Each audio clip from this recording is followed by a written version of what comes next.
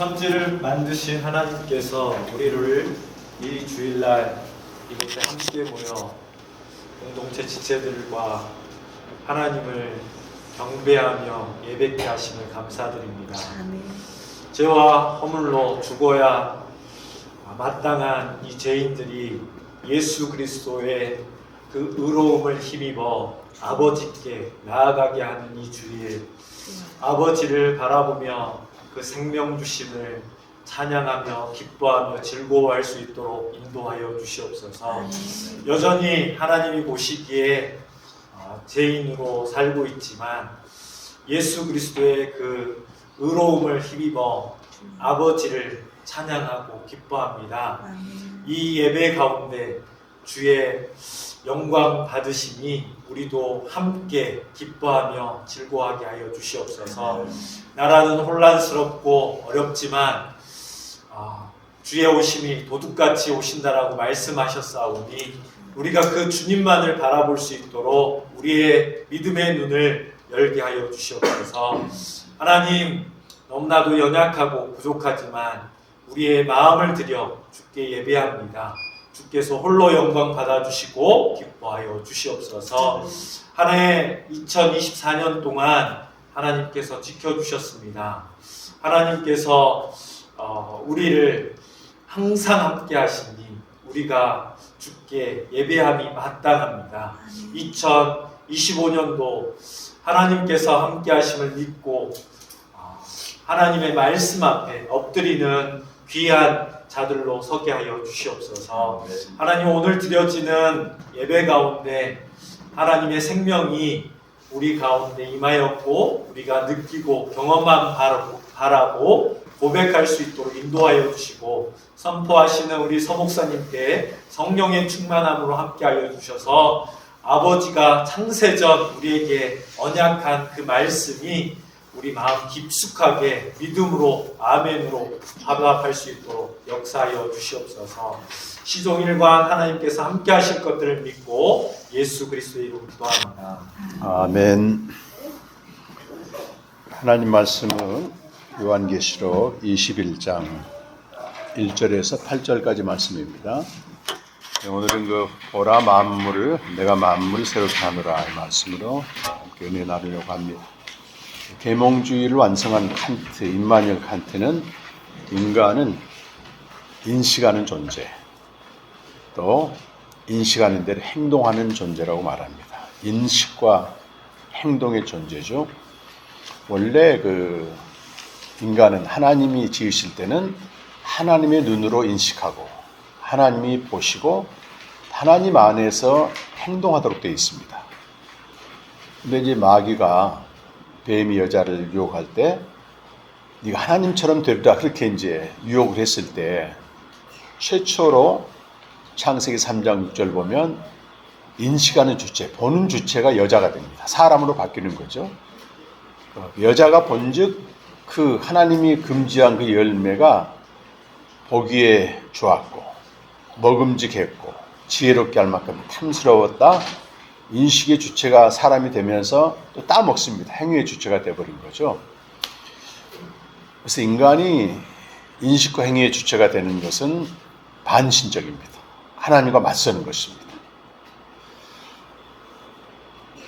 이스라엘 백성이 사사기 때 최악의 상황을 직면한 신앙적으로도 그렇고 상황적으로도 그렇고 사사기의 내용을 한 줄로 요약하면 사사기 21장 23절인가 보게 되면 그때는 왕이 없으므로 왕이 하나님이고 말씀이거든요. 왕이 없으므로 자기들이 보기에 인식, 보기에 좋은 대로 행하였더라. 행위의 주체가 되는 거죠. 인식의 주체와 행위는 자기가 보기 좋은 대로 하는 겁니다. 근데 요즘 나라에서 벌어지는 많은 소용돌이 소동을 보게 되면 다 이 두 가지에 걸려 있어요. 내가 누구에게 듣느냐, 그것이 인식을 형성하고 또 어떤 권력이 있을 때는 행동을 해버린단 말이에요. 이것이 어마어마한 파장을 지금 가지고 있는 거잖아요. 근데 우리 믿는 자들이 똑같이 세상 사람처럼 계속해서 쓰나미처럼 다가오는 정보를 가지고 인식을 하고 거기에 따라 행동한다면 똑같이 반신적이 되는 겁니다. 그래서 이럴 때일수록 하나님의 말씀, 하나님의 눈으로 이 세상을 인식하고 거기에 따라 행동하는 참 신앙이 정말 중요한 것 같아요. 이 세속사, 세상 역사를 어떻게 봐야 되느냐.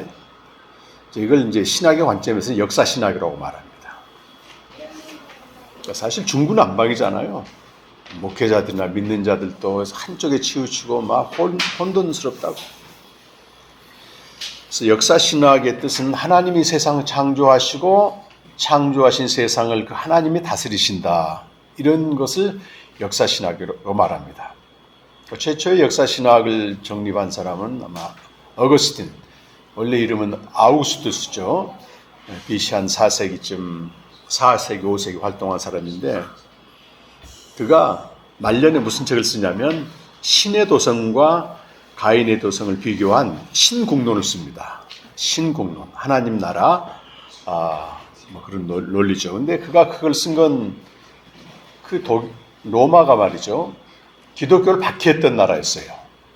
그런데 기독교인들의 삶을 통해서 다시 역전돼 가지고 한 300년쯤 지나서는 기독교를 공인하게 됩니다. 395년인가 그때는 아예 기독교가 국교가 된 거야. 그러니까 이 기독교를 안 믿으면 안 되는. 근데 사람들이 어떤 환상을 했냐면 야, 로마가 기독교 국가가 됐기 때문에 이제 하나님이 축복하셔서 안정되고 번영한 나라가 될 거라고 했는데 웬걸 가장 타락한 모습을 보이는 거예요. 가장 타락한 모습을 보입니다. 여러분 어떻게 생각하세요? 믿음이 좋은 장로님이 대통령이 되면 나라가 좀 좋아질까요? 경험적으로 아니잖아요. 네덜란드의 아브라함 카이프라고 한 사람은 아주 유명한 신학자였습니다. 그 사람이 수사인가 됐다고? 근데 그때가 도덕적으로 가장 황폐했어요, 사실은. 이 지상에서 과연 하나님 나라가 될 수 있느냐? 근데 어거스틴이 평생 성경을 연구하고 신학을 연구하고 철학을 연구했는데 아니 웬걸 하나님이 지켜줄 줄 알았던 로마가 반발족에 의해서 공격이 들어오게 되고 그 섬에 한 4년 동안 갇혀버린 겁니다. 그러면서 신국론을 쓰면서 로마는 아무리 기독교 국가를 부르짖어도 가인의 도성이다. 세상 나라라고 하는 거예요. 마지막 종말에 가서 하나님의 도성인 셋의 후손인 하나님의 도성이 완성된다. 그걸 거의 정설로 이제 믿습니다. 그러다가 이제 18세기 들어와서 계몽주의가 시작되면서 인간의 이성이 깨어나는 겁니다. 인간은 생각하는 존재로서 이성적인 존재로서 위대하다는 거예요. 데카르트가 말하기를. 그리고 칸트를 넘어서 헤겔을 한 사람이 등장하는데요. 헤겔은 대단한 사람이 모든 걸 종합한. 그러니까 뭐라고 말하냐면 이 세상 역사 속에 있는 부정한 것들을 계속 수정하고 역사의 변증법이죠. 또 수정하다 보면 이 땅에 하나님 나라가 임한다. 그런 얘기를 했어요. 나중에. 절대 정신으로. 근데 그 국가를 프로이센 국가로 말합니다. 근데 그것 때문에 그러니까 이 땅의 현실, 역사의 현실에서 우리는 그 역사의 종말을 본다. 이런 식으로 얘기해가지고 실제로 역사는 그렇게 되지 않았어요. 제국의 광기가 이제 소용돌이 치면서 그 사이에 한 200년 동안 니체를 비롯한 반기독교주의자들이 나서서 이 세상이 이렇게 비참하게 된 거는 교회 때문이다, 기독교 때문이다 이렇게 공격을 했다고. 그리고 서구 기독교에서 두 번에 걸친 엄청난 전쟁이 일어나잖아요. 수백만 명이 죽고 특히 정통 기독교 국가를 자부하는 독일이 주도가 되어서 어마어마한 600만 명 학살하고 수습을 못합니다. 사람들이. 정말 하나님이 살아 계시는가? 그분이 정말 선하신가? 그분이 역사의 주관자인가? 하나님이 역사의 주관자, 역사를 운행하는 운전사라면 위험하다는 거잖아. 그래서 이제 사신신학이 등장하고 그럴 때 여기 나온 볼파르트 판넨베리가 등장해서 이 세속사와 구원사는 분리되지 않는 하나님의 보편사다 이런 얘기를 해요. 그러니까 역사 안에는 자세히 들여다보게 되면 하나님이 자기를 간접적으로 계시한다고 얘기를 하는 것입니다. 그런데 하나님의 직접 계시는 언제냐? 역사의 커튼이 쫙 이게 내려지는 마지막 순간 그리스도가 강림할 때 드디어 하나님이 자기를 직접 계시한다 얘기를 했습니다. 보편사라고 얘기합니다. 이제 어거스틴은 분리된 세속사와 구원사를 얘기했고 판넨베르는 보편사를 얘기했는데요. 실제로 예수 그리스도가 죽으시고 부활하신 다음에 하늘에 있는 자들과 땅에 있는 자들과 땅 아래에 있는 모든 자들이 그 예수 앞에 무릎을 꿇잖아요. 그렇기 때문에 지금은 그리스도가 통치하고 있는 보편사가 맞습니다. 영적인 통치죠. 그러니까 그리스도의 통치를 우리가 물리적인 통치, 군사적인 통치로 보면 이상한 행동들 한다고. 자유주의자들이 주로 그랬고 사회개혁을 부르짖는 자들이 그랬고 근데 그런 사람들의 말로가 다 좋지 않습니다. 전부 등을 돌리는 거예요. 공공신학이라고 얘기하잖아요. 아니 그리스도인들이 교회 안에만 갇혀 있으면 뭐하냐고. 이 세상을 변혁시켜야 되지 않느냐. 그러기 위해서는 때로 물리적인 거, 군사적인 힘이 필요하다. 이쪽으로 간다고. 근데 예수님은 절대 그렇게 안 싸우셨어요. 내 나라는 세상 나라가 아니다. 그렇게 얘기를 하셨지. 이 땅을 변혁시킬 것 같았으면 12형이나 되는 천사 데리고 와서 싹쓸이 했을 것이다. 그렇게 통치하는 게 아니고 영적인 통치란 더 중요한 게 뭐냐면 영적인 거예요. 모든 사람이 흑암의 지배를 받고 있고 지금 계시록의 말씀에 의하면 짐승의 표를 받고 있고 제국이 주는 달콤한 음행의 포도주 취했는데 이들에게 복음을 전해서 그 아들의 나라로 옮기는 거. 골로새서 1장 13절 보면 흑암의 권세의 지배를 받고 있는 저들에게 복음을 전해 생명을 얻게 하고 그분의 나라로 옮겨오는 이 통치란 말이에요. 영적인 통치는 물리적인 통치가 아니고. 어쨌든 판넨베르크가 이제 역사를 하나님의 보편사로 얘기했을 때 어느 점에서 비판을 받는가 하면은 지금 봐라 세계에 이런 어마어마한 부정성들이 출몰하고 무고한 자가 죽어가지 않느냐. 이 악과 고난의 현실을 어떻게 설명할 거야. 기근과 이런 전쟁과 올해도 막 생기잖아요. 세계에서 들려오는 뉴스 보면 우리나라도 좀 비참하지만 상상할 수 없는 끔찍한 소식이 계속 들려오잖아요. 좋은 소식보다는.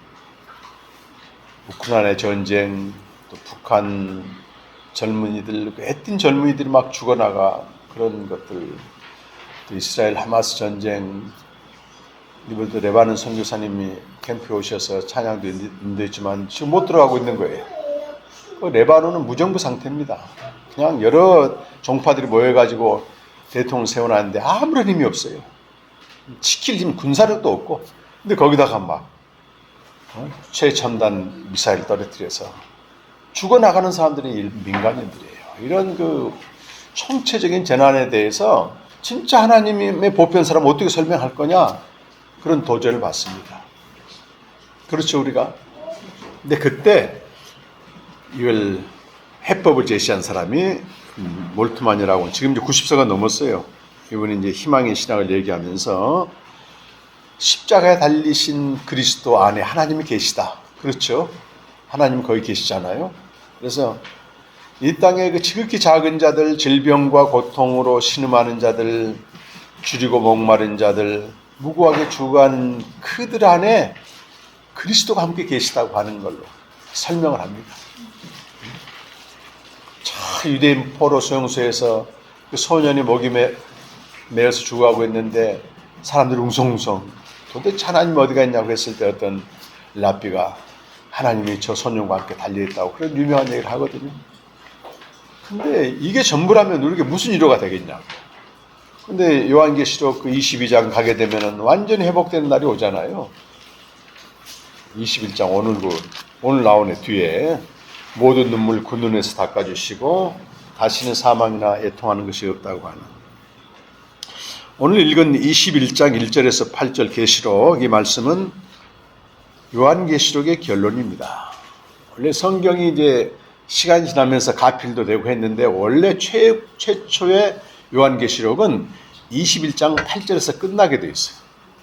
근데 이제 뒤에 나오는 부록은 나중에 추가된 것들인데 새 예루살렘에 대해서 자세히 좀 설명하고 이 책이 어떤 책인지 나중에 설명하고 이런 내용이 추가되어 있고 원래는 21장 오늘 읽은 본문으로 끝나게 됩니다.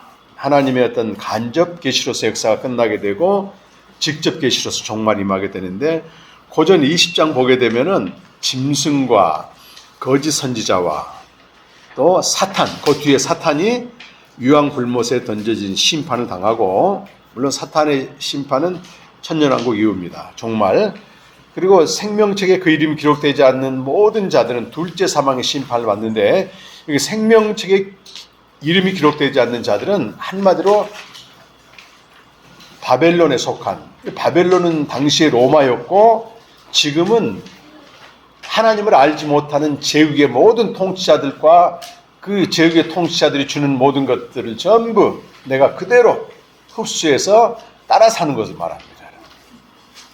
저는 우리 한국도 보게 되면 이제 말만 민주화지 훈련되지 않는 민도이기 때문에 거의 제국의 통치자들이 잡고 있습니다. 그래서 한편으로는 굉장히 좋게 얘기해요. 내가 정권을 잡으면 평화의 나라가 올 것이고 행복의 나라가 올 것이고 안정된 나라가 올 것이다. 한편으로 이렇게 가게 되고 또 한편으로 음행의 포도주를 계속 준다고. 내가 정권 잡으면 잘 살게 해줄까? 여러분 원하는 거 다 해주겠다.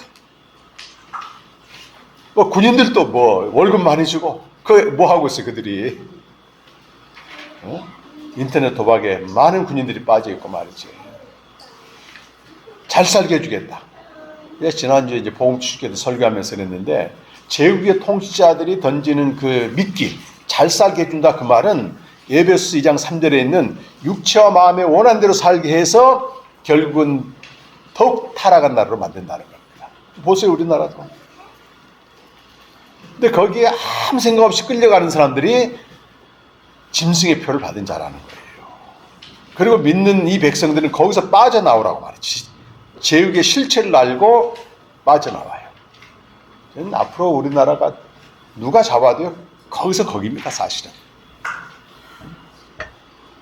근데 거기에 휩쓸지 말고 우리는 위정자를 위해서 최대한 기도를 하되 거기서 여전히 일하고 계신 하나님 대신 뭔가를 알고 거기에 집중하면 흔들릴 것도 없어요 사실은. 기대할 것도 없고.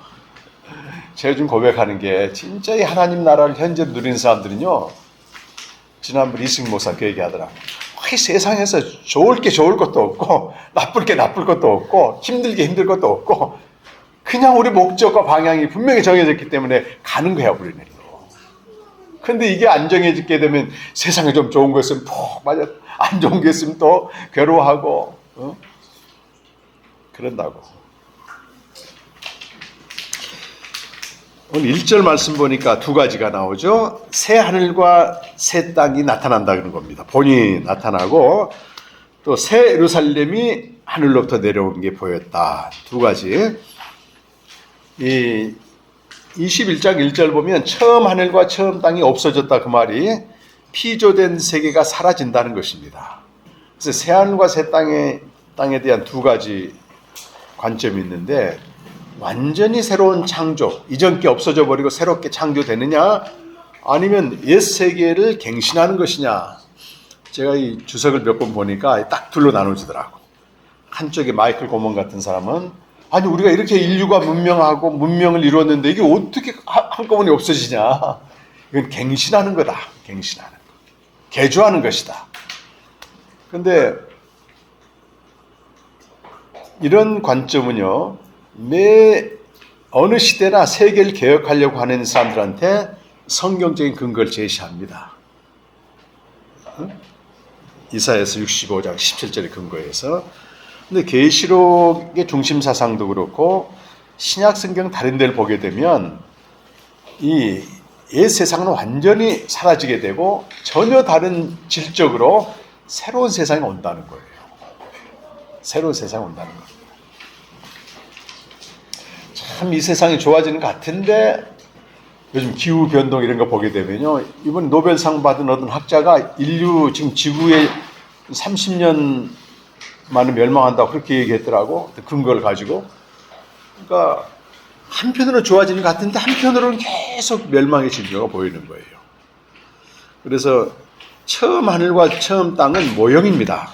땅에 속했기 때문에 모형이고 하늘에 있는 것만 본체가 되는 거예요. 그러니까 모형은 본체가 오게 되면 없어지는 거예요. 이렇게 본체가 오게 되면. 그래서 구원받은 자들은 피조된, 그러니까 죄가 들어오지 않는 에덴으로 가는 게 아니고 에덴으로 복귀하는 것이 아니고 하늘에 있는 아버지 집에 거하는 거예요. 이것도 굉장히 중요합니다. 여러분. 이런 생명에 대해서 잘 모르는 그 목사들이나 신학자들은 자꾸 이런 얘기를 해요. 우리가 구원받으면 에덴으로 가는 거 아니냐? 전혀 모르는 겁니다, 이거는.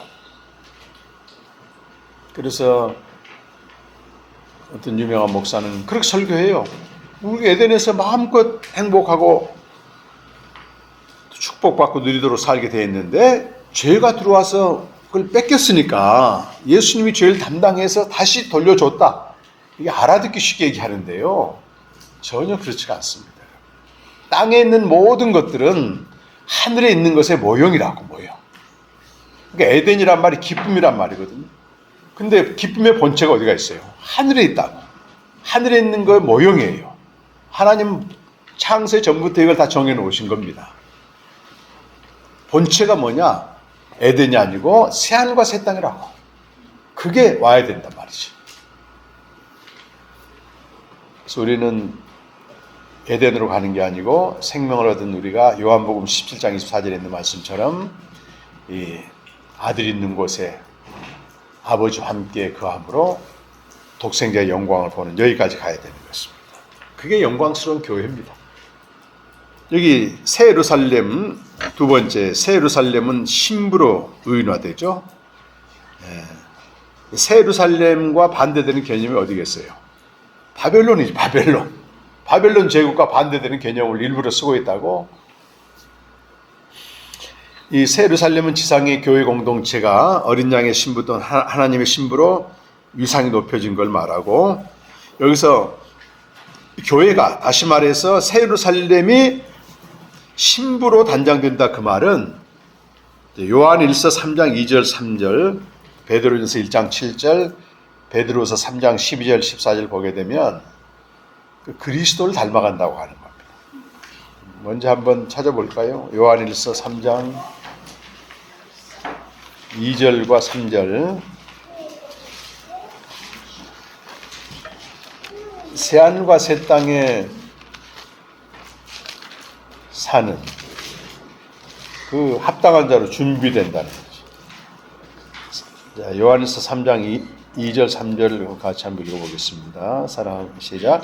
사랑하는 자들아, 우리가 지금은 하나님의 자녀라. 장래에 어떻게 될지는 아직 나타나지 아니하였으나 그가 나타나시면 우리가 그와 같을 줄 아는 것은 그의 참모습 그대로 볼 것이기 때문입니다. 주를 향하여 이 소망을 가진 자마다 그의 깨끗하심과 같이 자기를 깨끗하게 주님처럼 되어간다는 거죠. 그 앞에 베드로전서 1장 7절도 내용적으로는 비슷하지만 표현은 좀 다르겠습니다. 1장 7절 시작. 너희 믿음의 확실함은 불로 연단하여도 없어질 금보다 더 귀하여 예수 그리스도께서 나타나실 때에 칭찬과 영광과 존귀를 얻게 할 것이니라. 믿음의 확실함은 그리스도를 닮아가는 믿음의 도키모스, 연단을 말합니다.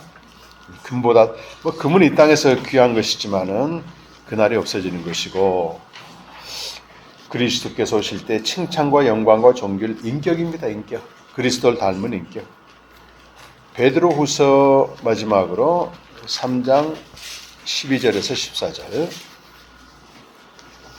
여기도 보게 되면 10절에 보면 옛 세상이 완전히 없어지는 걸 말합니다. 주의 날이 도둑같이 오리니 그날에는 하늘이 큰 소리로 떠나가고 물질이 뜨거운 불에 풀어지고 땅과 그 중에 있는 모든 것이 드러난다고 되어 있는데요. 불살라진다, 그런 뜻입니다. 자, 3장 12절과 14절까지 시작. 하나님의 날이 임하기를 바라보고 간절히 사모하고 그날에 하늘이 불에 타서 풀어지고 물질이 뜨거운 물에 녹아지려니와 우리는 그의 약속대로 의가 있는 곳인 새하늘과 새 땅을 바라보고 그러므로 사랑하는 자들아 너희가 이것을 바라보나니 주 앞에서 점도 없고 흠도 없이 평강 가운데서 나타나기를 힘쓰라. 삶의 목표가 너무 분명하잖아요. 종말을 기다리는 사람들은. 그러니까 어떻게 하면 이런 그리스도 닮은 인격이 나오느냐. 그건 내가 노력한다고 되는 것도 아니에요, 사실은. 가장 중요한 재료가 고난이라고, 고난. 고난이 왔을 때 이게 그리스도 인격으로 바뀌어지는 과정은 인내입니다, 인내. 그래서 야고보서 1장 2절 말씀에서도 너희가 여러 가지 시험을 당하거든 기쁘게 여기라 해놓고 믿음의 시련이 인내를 만들어낸 줄 알지 못하느냐. 정말 이게 어렵거든, 사실은. 하고 싶은 말 해버려야 속 편하지. 이게 인내가 안 되는 거야, 인내. 이번에 우리 손 목사님 그런 얘기 좀 하시더라고요. 자기는 5분 인내하는 훈련한대. 5분 인내하는. 죄가 자기를 정복하려고 하거나 정념이 일어나게 되면 5분도 사실 길어요. 1분만 잘 인내를 해도 내가 이 말 함으로써 상대가 어떻게 될까를. 근데 이게 훈련이 안 되었으면요, 인내가 안 돼요.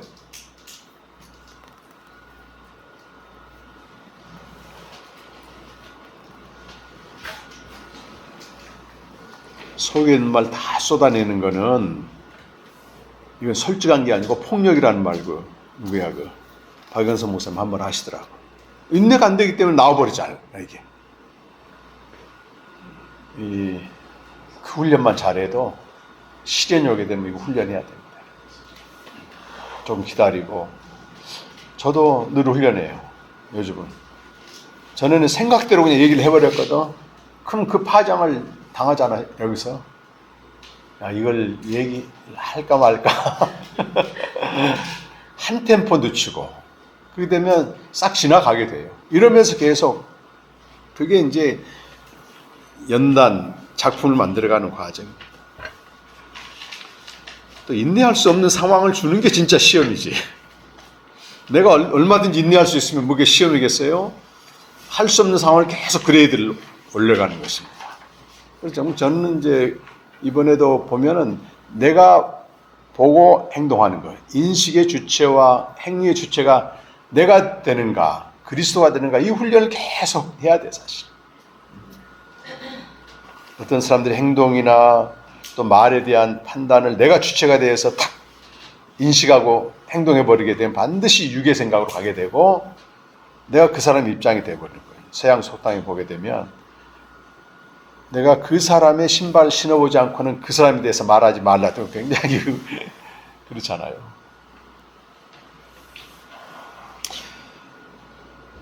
우리 9절에서 21절 읽진 않았지만 그 내용을 보게 되면 새 예루살렘으로서 교회의 영광과 존귀와 충만함이 얼마나 대단한 것인지 거기에 대해서 좀 나오고 있고, 그 다음 오는 이제 설교 제목인 보라 내가 만물을 새롭게 하노라 5절부터는 보좌에 앉으신 이가 이르시기 때문에 그 전에는 하늘의 음성이었는데 하나님이 직접 말씀하시다.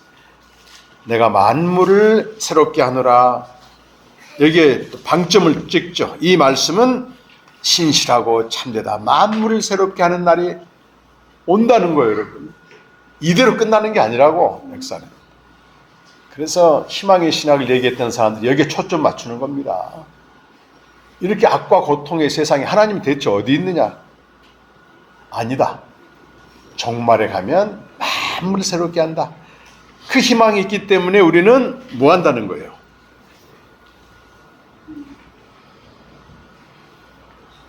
거기 좀 적어놨는데요.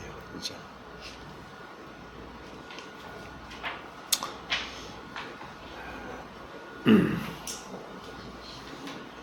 우리는 그럼에도 불구하고 이 현재 주어지는 십자가를 질 수 있는 그 힘이 생기게 되는 것이고, 설령 죽음까지도 받아들이는 희망 가운데서 할 수 있다는 것입니다. 그 얘기를 주겠고, 이 알파와 오메가란 말은 처음과 마지막, 하나님이 역사의 근원이고 마지막이다.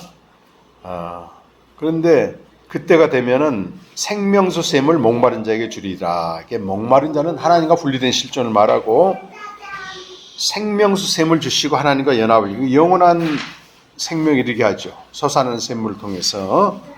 요한복음 4장 14절 말씀, 내가 주는 물은 영원히 목마르지 아니하리니 는 그 속에 솟아나는 샘물이 되어서 영원한 생명을 인도할 것입니다. 아침마다 우리 목마른 실존도 일어나지만은 말씀 앞에 나가 생수를 마시고 충만함으로 시작하고, 이걸 상속으로 주신다고 되어 있습니다.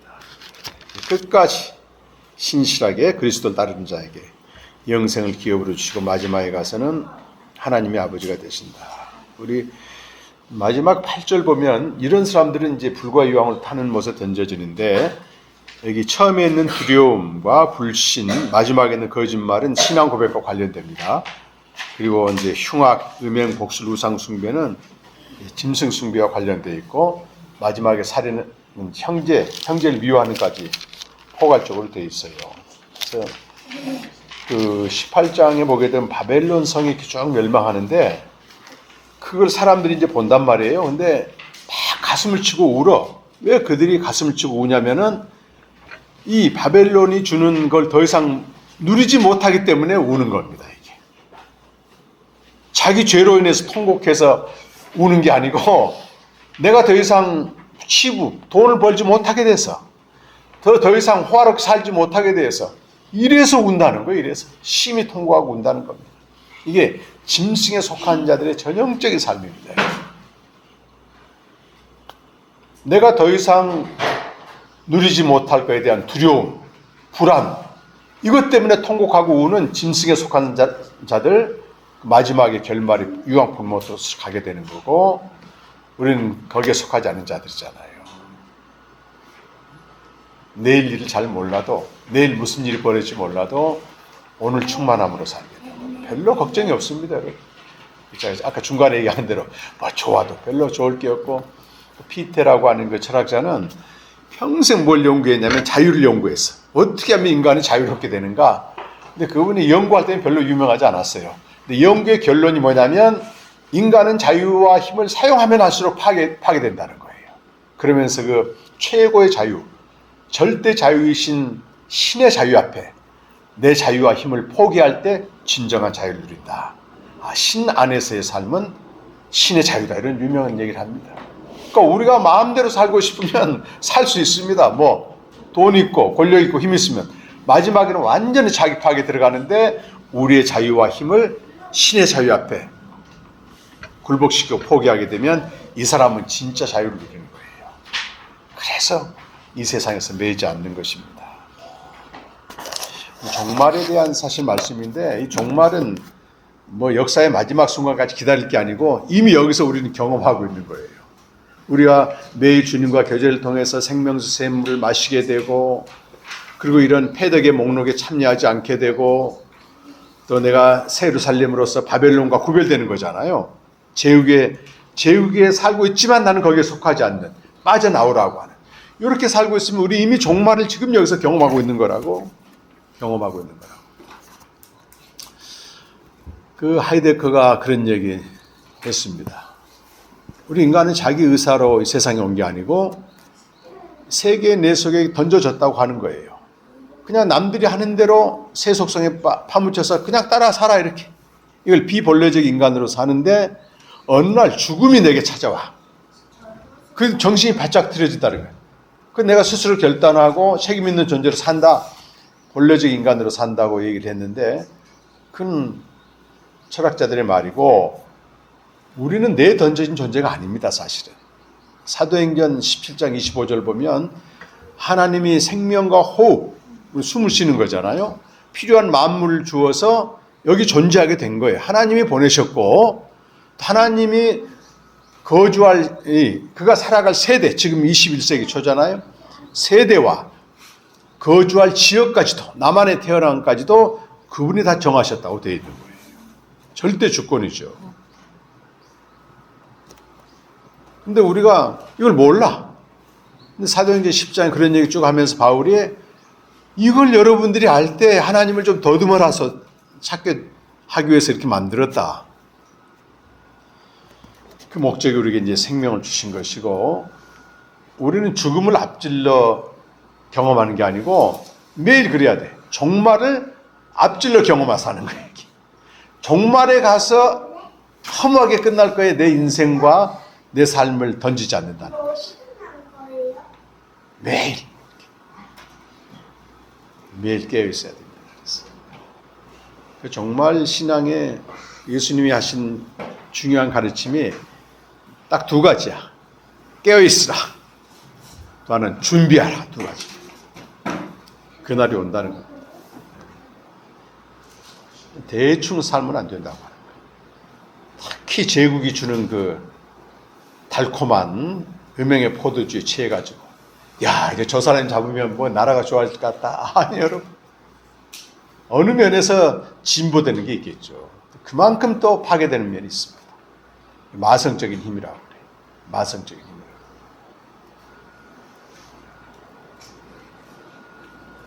열심히 살아보세요, 여러분. 그 뒤에 열심히 산 만큼 공허가 기다리고 있습니다.